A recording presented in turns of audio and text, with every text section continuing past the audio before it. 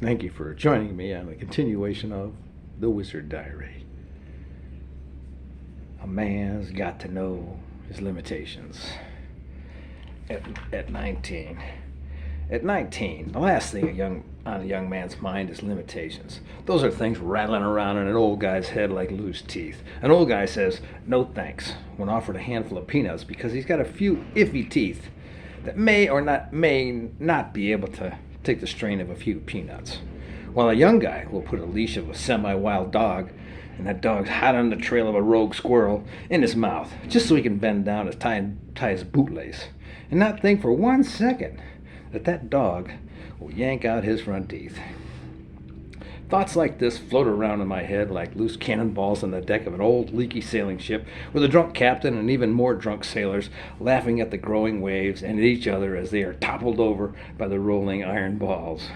"Careful there, Pip," says an old sea dog as he drunkenly yet nimbly hops over a careening cannonball as it rolls over the foot of the cabin boy. "The girls don't fancy a gimpy boy unless you got a war story to go with that limp. Careful now." I'm not on a ship, of course. I'm sitting on a 185cc motorcycle, waiting for the tachometer, or watching the tachometer, and adjusting the idle speed for the 5th time today. I've never actually seen the real ocean, only through the train window in a Bob and Bing on the road movie, as they sped along to Morocco or Istanbul, and for all I know, those countries are nowhere near the ocean anyway. Even though I thought the shot of the ocean through the rushing train window was just a painting, but the ocean in the Elvis movies, oh, that was real. Real as his fantastic hair. Elvis on a surfboard in those high-top swimming trunks, smiling at the girls at the beach in the bikinis.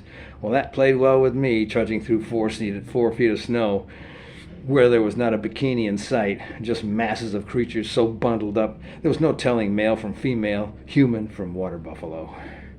I related to the Elvis movies a lot more than Bob and Bing. No matter what was happening to Elvis, he always looked awesome. The girls would go crazy for him, if he had a limp or not.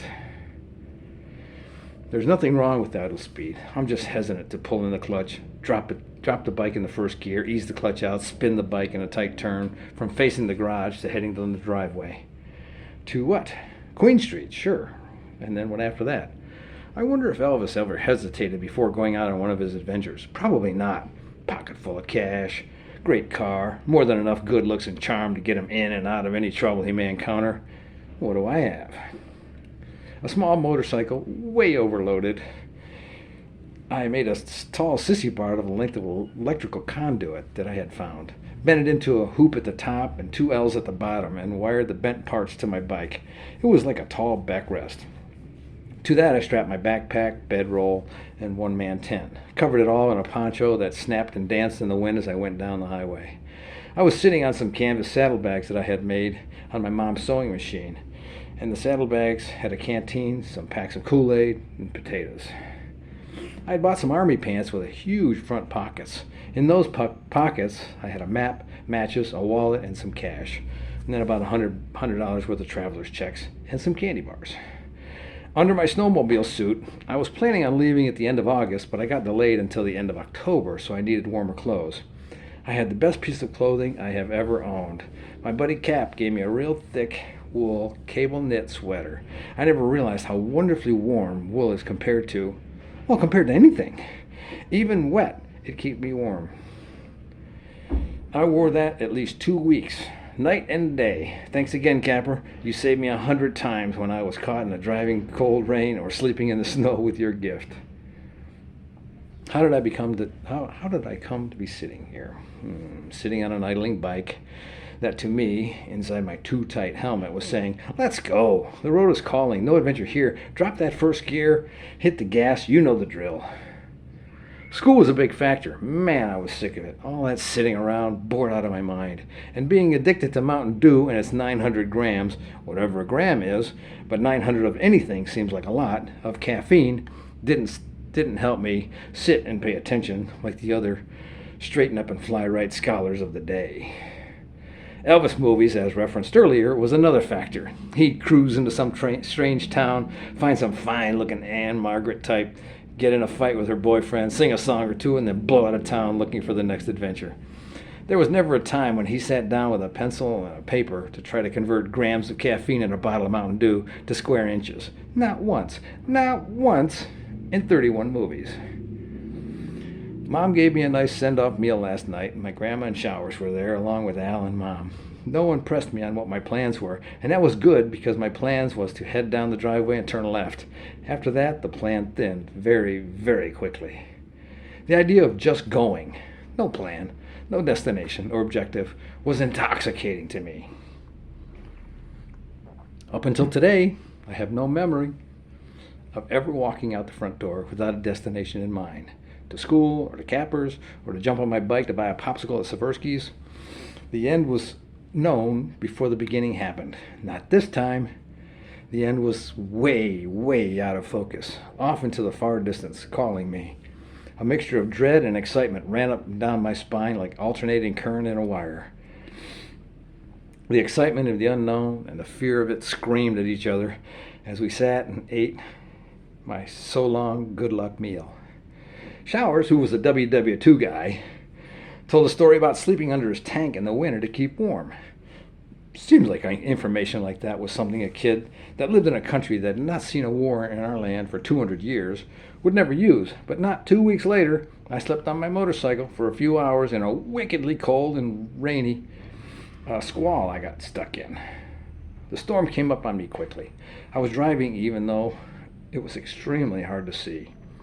The rain pounded and blurred out my bubble visor on my helmet, so I could just make out 3, maybe 4 feet on the road ahead. It was midday, but the black clouds that rolled in made it almost midnight dark. I drove as fast as I dared, hoping to get to an overpass or a large roadside tree to shelter until that rainstorm passed. The longer I drove, the worse the storm raged at me. I was soaked to the skin and my teeth were chattering. I was thinking, if I don't stop soon, my teeth will start to chip. I had no luck finding an overpass, so I just pulled off the side of the road. Angry rain pelted my helmet so hard I could not even hear myself think. My hands were frozen at the claws. I still managed to cover myself and my bike with a torn poncho and lean over the gas tank. The bike was idling, and the warmth of the bike's muffler warmed the air under the poncho and pushed the cold back a bit. I laid down on the gas tank and put my gloved hands on the muffler to bring some feeling back into my fingers. It was a long 2 hours, and luckily I did not run out of gas or die from the carbon monoxide poisoning. The squall passed, and I drove a few miles further down the road to an underpass. I got off the bike and started a small fire on the side of the road, burning my big folding map and some pages from my Rand McNally Road Atlas to warm up. I figured I was not going to Alaska or Wisconsin, so they were the first to be burned. Elvis never went to Alaska either. He was more of a warm weather guy, Hawaii type of guy. Laying on the gas tank, shivering, breathing in hot exhaust fumes, I understood why. The day I left was unusually warm and sunny for late October. Indian summer, maybe. Regular summer is short in upstate New York. Maybe 2.5 months. If you're lucky. And an Indian summer is measured in nanoseconds. I missed most of them when I grew up because I was in the bathroom when they happened. But today is nice. It's 10:30 in the morning, sun's out, skies are blue.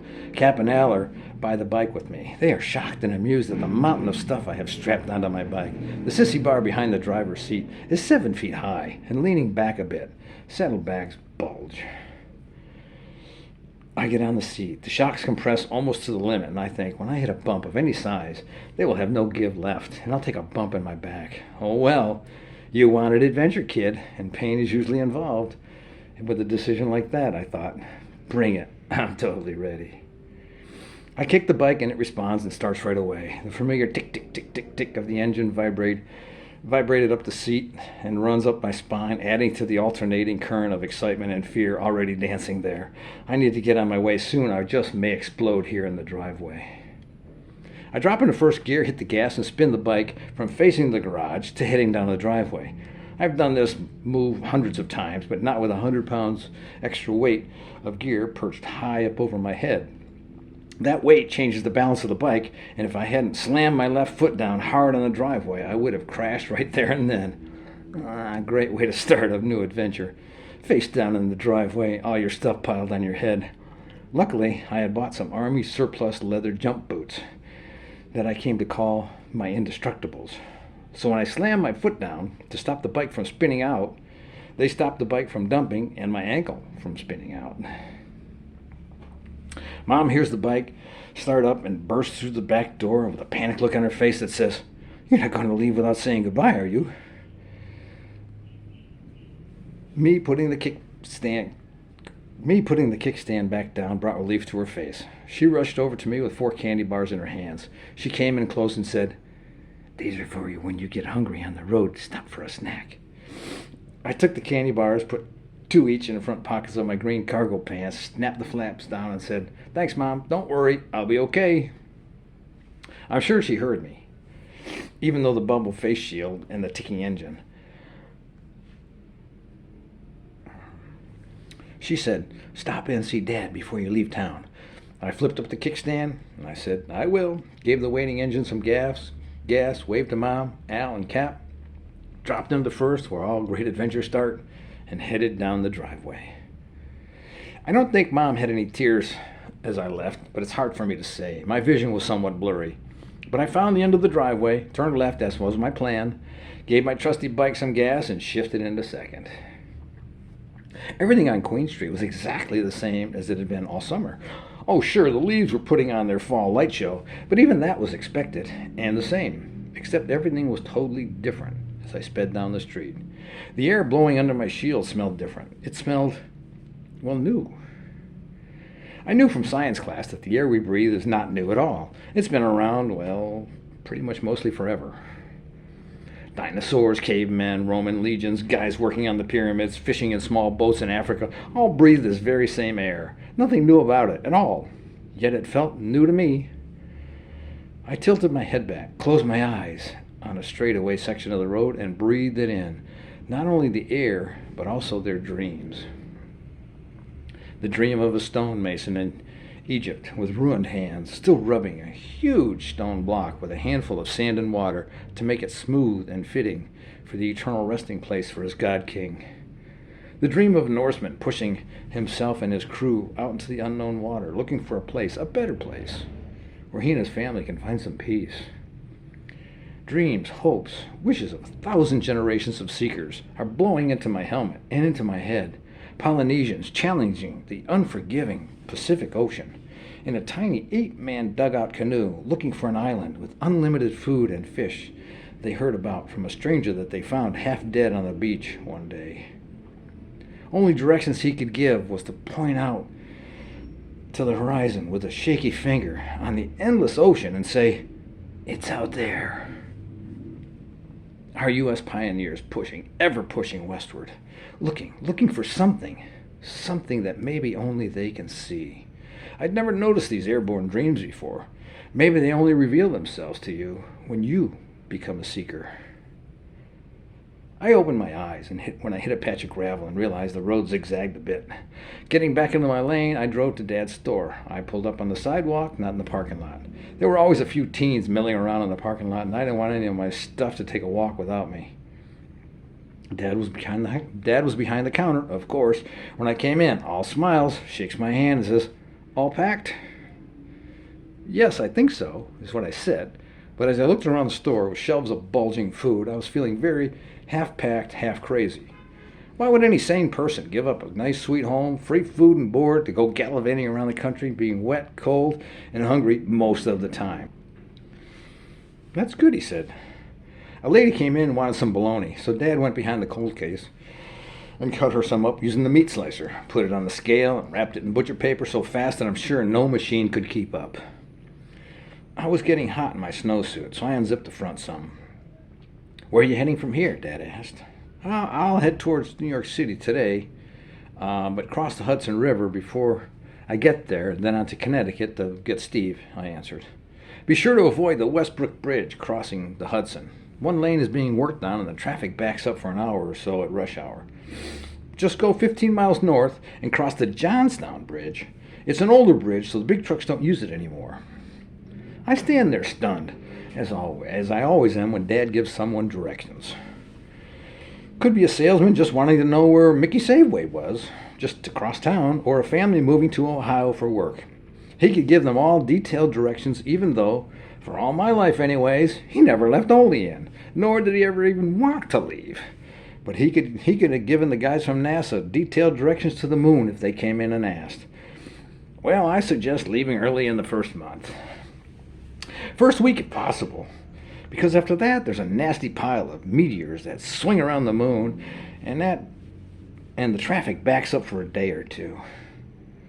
He could see I was overheating in my suit. We were behind the cold cut case. He shook my hand again. His hands were always warm, handshake sure and strong. I tried to be the same, but my hand was cold and afraid. If he noticed, he didn't show it. He walked one way to the checkout counter, and I walked around the other way to the customer's side of the counter, zipping up my suit. Well, you best head out. Lots of daylight. You should be in the Hudson area. By 3:30 or 4, he opened the cash register and pulled out 220s and handed them to me. For gas, he said. Now, in 1974, $40 will keep me in gas for over a month. I took the bills, smiled, put them in my front pocket. Thanks, Dad. That really helps. He shook my hand yet again, and we walked to the front door. He put his arm around my shoulder and said, "Call your mom once a week. She worries." I opened the door. We walk out, his arm still around my shoulder. Small group of kids and teens are around my bike on the sidewalk. Someone asked, You going on a trip?" I replied something like that, and I slipped my helmet on and mounted the seat. Dad is on the store steps as he waves, and I fire the bike up. The crowd parts and I drop into first. I wave back, smile, and jump off the 6-inch curb between the sidewalk and the road, bottoming out my shocks. Not wanting to take a chance of dumping the bike like I almost did in the driveway, I slowly swing wide, going up towards the Balkan Bakery, making a nice wide arc in the middle of the road. The high center of gravity makes the bike wobble a bit, but nothing approaching a dump. My dad is standing on the steps of the store in his white apron. He waves and I smile and wave back, shifting into second and then third. The bike responds well, even under the extra load. I respond by leaning forward over the gas tank, ready for whatever's going to show up. All the waiting, the packing, the stress of shoving off from your home port is slipping past me like the wind in my face shield that swirls around my face for a second, then is gone. The real trick is to start, then to work out any needed details on the fly. I shift from third, then fourth, and give her some gas. Bing, Bob, and Elvis taking road trips make perfect sense to me now. It's not the destination. It's the vibrating throttle in your hand and the wind in your face that make you feel alive. I head back towards town, the store behind me, and soon, very soon, everything I have ever known will also be behind me. The main highway out of town is just a quick left turn up ahead. And that turn takes me towards, well, that's the question, isn't it? Towards what? The delicious unknown. Well, thank you for riding along with me on the start of the road trip and me experimenting reading it out loud. I know it's crowded on the seat with all my gear, but hold on, it should be fun. GP 2023. Booyah.